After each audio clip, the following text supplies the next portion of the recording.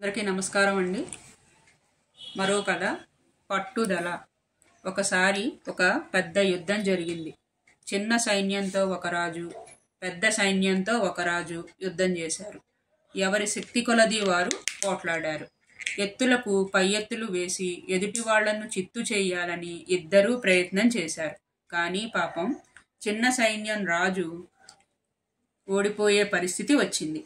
ఆ రాజు మిక్కిలి అలసిపోయాడు. ఒంటి నిండా దెబ్బలతో అతనికి నిలబడే శక్తి కూడా లేకపోయింది. తాను నెగ్గడం ఎటు కుదరదని తెలిసి ఆ రాజు మెల్లగా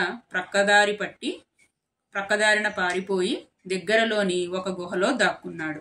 అక్కడ అతనికి ఒక శాలీడు కనిపించింది.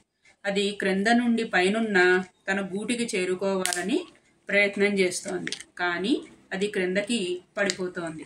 ఒకసారి కాదు, అనేక సార్లు అది క్రింద పడిపోయింది. అయినా అది తన ప్రయత్నం మానక 17వసారి తన గూటికి చేరుకుంది. దాని పట్టుదల చూసిన రాజుకు జ్ఞానోదయం అయింది. ఎన్ని కష్టాలు ఎదురైనా పట్టుదలతో కార్యాన్ని సాధించాలి అని నిర్ణయించుకున్నాడు. ఈసారి తప్పక శత్రువుని ఓడించి తీరాలి అని గట్టిగా నిర్ణయించుకుని మళ్ళీ ఆ పెద్ద రాజుతో యుద్ధం చేయడం మొదలెట్టాడు. సైనికులకు తగిన శిక్షణనిచ్చుట చేత వాళ్ళు సులభంగా శత్రువుని మట్టు కల్పించారు. పెద్ద సైన్యం గల రాజే ఓడిపోయాడు.